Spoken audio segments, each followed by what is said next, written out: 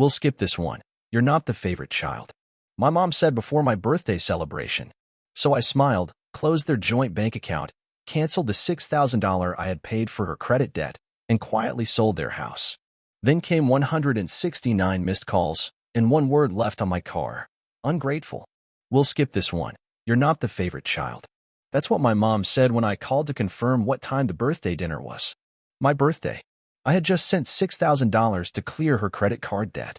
Just finalized another deposit into their joint account for the mortgage I'd been secretly covering for 6 months. And she said it like it was a joke. Like I was the weird cousin who showed up once a year, not the son who bailed them out of foreclosure in December. I swallowed hard. Didn't let my voice shake. Got it, I said. She didn't even pause. Just moved on to talking about Emma's engagement party. Said they were going all out. That this one deserved a real celebration.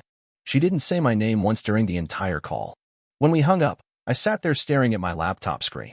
My job, remote IT support, doesn't give you much room to scream into the void. So I didn't. I just smiled. Cold. Clean. Then I did 3 things. First, I logged into our shared online bank account, the one I'd opened for them when Dad couldn't figure out the app and Mom didn't trust online stuff. I drained it. All of it. Not to hurt them. Just to stop being their personal safety net. Second, I canceled the payment I'd scheduled for the upcoming balloon mortgage fee. Let the bank handle the next step. They'd either find a way or they wouldn't. Third, I pulled up the paperwork for the house. Not their house. Mine. Technically. Legally. The title had been transferred years ago when Dad needed a cosigner. I'd done it thinking it would help us all feel more secure. I clicked List. Quietly. No drama. That night, I slept like a child. The next morning, 169 missed calls. Emma. Mom. Dad. Cousins. Even that aunt who never liked me but loved borrowing money. Voicemails ranged from pleading to rage to guilt. But it was the message I found on my windshield that told me I'd finally done it. Just one word. Written in lipstick across the glass of my car. Ungrateful. And you know what? That was the first time in my life I felt free. I wasn't born bitter. They raised me that way. 3 weeks before the birthday dinner I was uninvited from, I paid Emma's second installment on her wedding venue. $3,200, because Zach's parents backed out, and you make more than them anyway. No, thank you. Just a heart emoji in the family group chat and a passive, we're lucky to have people who care. People. Not even my name. That chat had been renamed months ago from Family Updates to Emma and Company. And I was in company if I was anything at all. When I tried to chime in one evening, just to ask what the plan was for Thanksgiving, Dad replied with a meme. A cartoon of a piggy bank with arms, holding a receipt that said gaslight, guilt trip, give money. Caption. You when we asked for help. I stared at it for a full minute. My fingers hovered over the keyboard. But I didn't respond. I never did. Because the moment I did, they'd twist it. Say I was being sensitive. That jokes are how we show love. Funny kind of love. The kind that burns when it touches you. Mom stopped calling me directly months ago. Everything came through Emma. Mom needs her prescriptions. Can you cover it till Friday? Dad's got a property tax thing. He says you'll know what to do. Every time I helped, the requests got bigger, louder, and more public. One Sunday morning, I got a Venmo request for $1,400 from Emma, with the note, bridesmaid dresses and emotional support. Within 5 minutes, I saw screenshots of it posted on her Instagram story. When your brother is literally your wallet, but you love him anyway. That one went viral in her little influencer circle. Over 2,000 likes. People commenting things like, OMG, I need a sibling like this, and marry me instead. I wasn't tagged. Of course not. The moment I knew I'd made a mistake was when I checked my tax documents and saw the house listed under my name, not as a gift, but as a primary residence. My accountant asked if I lived there. No, I said, my parents do. Renters. I hesitated. No. Family. She frowned. So you pay the property tax and maintenance? I nodded. She leaned forward. That's a liability, not a deduction. That's when it hit me. I built them a free life and paid for it with mine. The public humiliation started slow. Dad liked to send memes. But Emma? She had range. On a Tuesday night, I opened Instagram and saw a reel, my face, in a badly cut clip from a family barbecue 2 years ago. I was holding a burnt hot dog, wearing that ugly Hawaiian shirt they'd all dared me to wear. Caption. POV. When you realize being the responsible sibling just means funding everyone's fun and getting no invite. The audio? A voice saying he doesn't know he's the joke. Hundreds of likes. Comments like, "Ah, poor guy," and "at least he's trying." I didn't even know she'd filmed that. I didn't even know I'd become a meme. 2 days later, I received an email. Subject: urgent, escrow hold. The house. Our house. Or rather, the one I legally owned and they lived in like gods of entitlement. Turns out, Emma and Dad had tried to take out a second mortgage using a forged document that claimed they had co-ownership. They even had a fake lease agreement printed, with my signature, badly traced. They failed, of course. The bank flagged it. But the real sting? They didn't even tell me they tried. I found out from a mortgage officer who called to verify some numbers. She sounded confused when I laughed. "I'm not even surprised," I told her. "I'm just disappointed that they thought I wouldn't find out." When I called Mom, she picked up like nothing happened. "Oh, honey, that was just your father trying to get ahead on bills. You know how he is." "How he is?" I repeated. She chuckled like it was a sitcom. "You've always been the fixer. We just assumed you'd sort it out." She said that like it was a compliment. Like being the fixer was some badge of honor. Then she added something that cracked me wide open. "Honestly, maybe we shouldn't have tried. But Emma's always been more deserving of the house anyway. She wants a family. You just want space." Deserving. That word sat in my mouth like a stone. So I tested something. I texted Emma and told her I couldn't help with the final venue deposit, just to see what would happen. Within an hour, I was blocked on every app. Group chat? Removed. Family calendar? Gone. Even Mom stopped replying. Not even a confrontation. Just silent exile. But they forgot one thing. The house was still mine.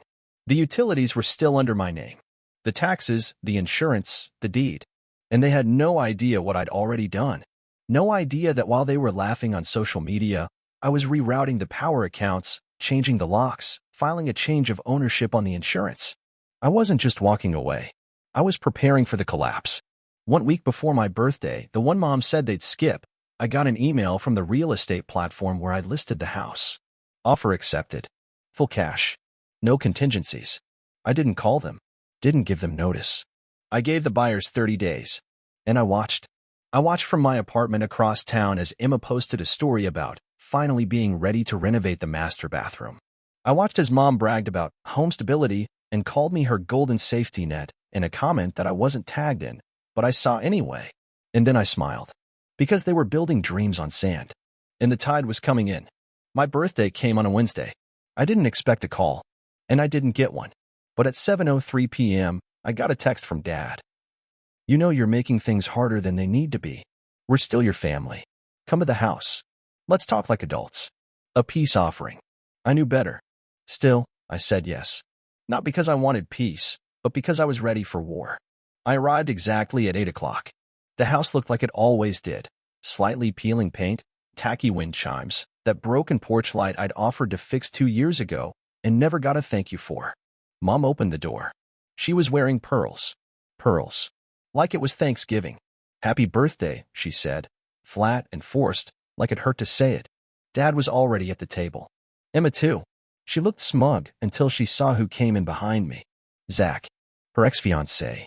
She stood up so fast the chair screeched. "What is he doing here?" Zach didn't flinch. Just looked at her calmly and said, "I'm here to return the favor. You used me to replace your brother. Now I'm here to remind everyone who the real problem is." Emma's face turned paper white. We sat. Silence stretched. Dad cleared his throat. "Look, we all made mistakes. But selling the house? That's insane. You blindsided us." I leaned forward. "I didn't blindside anyone. You just never believed I had the guts." Mom sipped wine. "You're doing this to punish us." "For what?" "For being imperfect." Zach reached into his coat and placed 3 printed pages on the table. "Actually," he said, "it's not about imperfection. It's about fraud." He slid one page toward my father. It was a screenshot from his phone, an email from a notary service, confirming a scheduled signing of a fake lease agreement. Attached was the forged PDF with my signature. Sloppy. Crooked. And dated 2 days after I explicitly told Emma I wouldn't fund the venue anymore. I looked at Mom. Her hands trembled slightly. Emma snapped, "You can't prove that's real." Zach raised an eyebrow. "Funny. You sent it from your email. From your business account. You CC'd your dad." You also asked me to pose as your brother on a phone call with the escrow agent. Now it was Dad who stood. This is insane, he's lying. Zach smirked. Then sue me. And that was just the appetizer. I stood up and dropped an envelope in front of them. Here's the closing notice. The sale is final. The new owners are moving in next month. You're on a countdown now. Emma's eyes went wild. You wouldn't dare. I already did. She lunged toward me, actually lunged, like she was going to slap me. But Mom stopped her. Too late. Because that's when the doorbell rang. I didn't move. Dad went to answer it, muttering curses under his breath. Then, silence. Footsteps. And in walked Mrs. Lefevre, their former neighbor. A quiet, sharp, 70-year-old widow who knew everything about everyone. She wasn't smiling. Hello, Paul, she said to my father. Long time no see. You might want to sit. I spoke to the local housing board this morning. Mom gasped. You see, Mrs. Lefevre continued, placing a document on the table. I got curious when I saw a for sale sign next door and Paul here told me it was just a refinance. But the house wasn't his to refinance. I checked the deed. And guess whose name was on it? Dad's voice cracked. This is family business. She looked at me. No. This is community business. You tried to illegally lease a home you don't own. That's a crime. And I've reported it. Emma looked at Mom. Do something? Mom looked down. Mrs. Lefevre handed me a small envelope. For your lawyer, dear. Witness statement. And a copy of the voicemail he left me when he tried to bribe me to keep quiet. Dad looked like he'd been struck. Zach leaned back and said, I'd clap, but I don't think this table can take more drama. Then came the final blow. I looked at Emma. You know the $6,000 I paid on your dress debt? I reversed it last week. The bank approved it as a fraudulent charge. You'll be getting a letter. She turned pale. Oh, I added, and the venue called me. I told them you'd submitted my old tax returns as your own for the financial assistance form. They were very curious. Emma started crying. Real, messy, mascara-smeared sobbing. Zach just looked away. Dad shouted, we can fix this. I stood. No, you can't. Because I'm done fixing. I'm done being the duct tape on your chaos. I turned to Mrs. Lefevre. Thank you.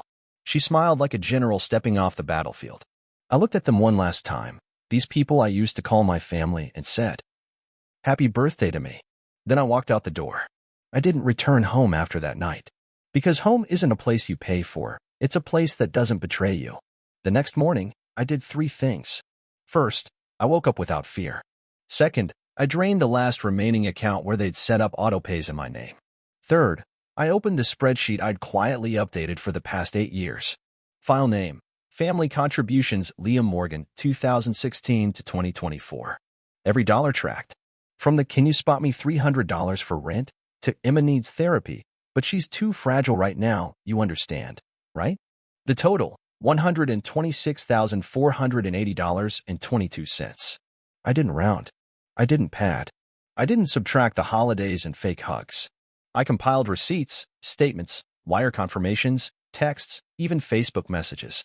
And I built a document that would change everything. Notice of full debt reimbursement. I didn't ask for an apology. I sent an invoice. 3 days later, a courier delivered a manila envelope to 3 separate addresses. Inside, a detailed list of every expense I'd ever paid on their behalf. Certified copies of the transactions. And a formal contract that stated, by signing this document, the undersigned acknowledges the receipt of financial assistance from Liam Morgan and agrees to repay it in full according to the attached schedule. The schedule was reasonable. $2,108 per month for 60 months. There was also this clause. Failure to comply will result in immediate civil litigation, accompanied by the complete record of evidence attached to this file. And my personal favorite. By signing, you also agreed never to contact Liam Morgan for any emotional, financial, or logistical assistance in the future. Any violation of this boundary incurs a $50,000 penalty as a symbolic clause to mark boundaries. A week later, I received all 3 contracts back. Signed. Mom, Dad, Emma. They didn't even call a lawyer. I know why. They thought it was symbolic, that I just wanted closure. They were wrong. Because I had already hired someone. Marissa Hunt. Civil recovery specialist. Razor sharp. Efficient. And ruthless. When I handed her the documents, she asked one question. Did they sign? I nodded. She smiled. Then let's make this legally unforgettable. The first month, they paid. $2,108 from Mom's account. Then Dad's transfer came through the next day. Emma was 3 days late, but after receiving a formal warning from Marissa, she paid with interest. By month 3, Emma texted me. "Can we talk? I just want to clear the air." I replied, "There is no air, just invoices." Mom tried to go around me. She called my office, pretending she had urgent family news. Left a voicemail saying, "You used to have a heart, Liam. What happened to you?" I forwarded it to Marissa. Within 24 hours, my mother received a cease and desist for violating the agreement. Next payment, $2,500, including the emotional damages fee. 6 months in, the real victory came. Dad sold his boat. The boat he once said he'd be buried in. His legacy vessel. In the envelope he sent me with the payment confirmation was a handwritten note. "Tell your lawyer this closes my chapter. $21,000, one lump sum. Final balance, cleared." Marissa read it, laughed, and said, "Guess the ocean dream died on a payment plan." I didn't post anything. Didn't share my story online. Didn't turn it into a documentary. I just lived. I moved. Not to a luxury condo, but to a small house with a garden, a real key, and no shared utilities. Started at a new company, mid-level IT. Quiet. Respectful. I changed my number.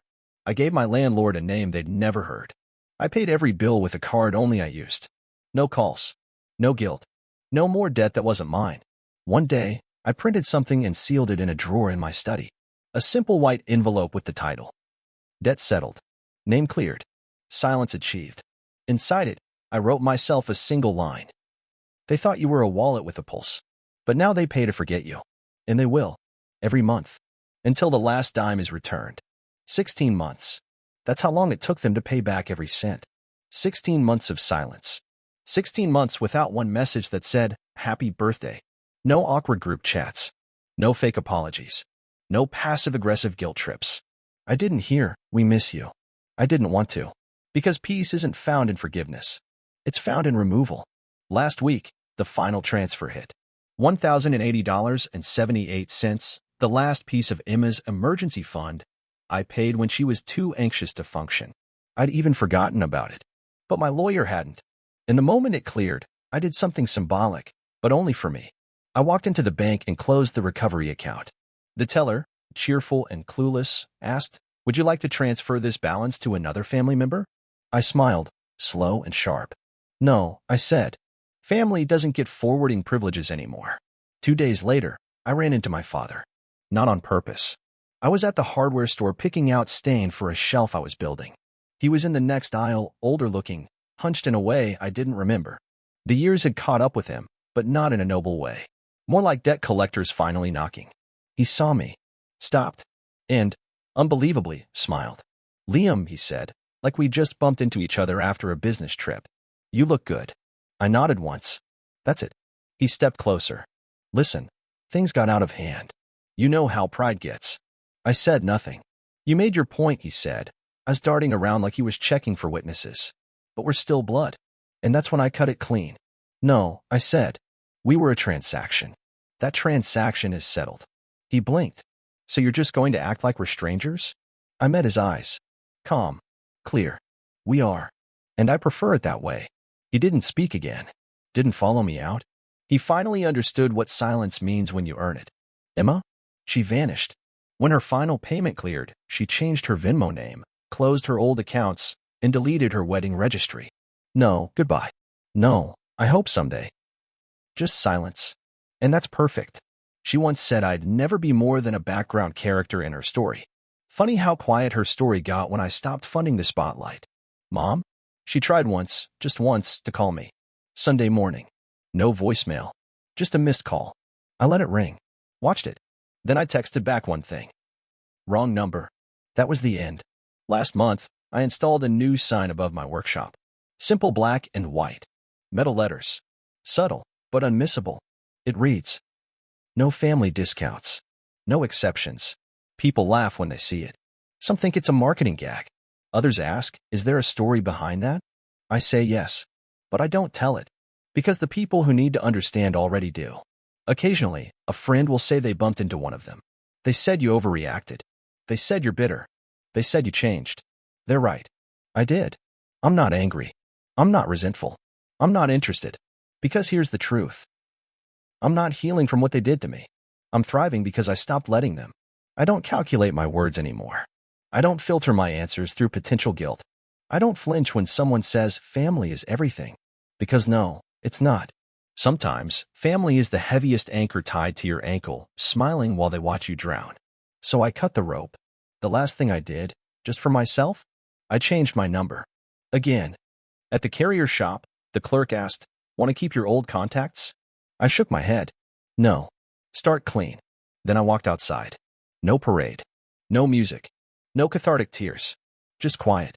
The kind of quiet you earn. And I finally understood. I'm not ungrateful. I'm unburdened.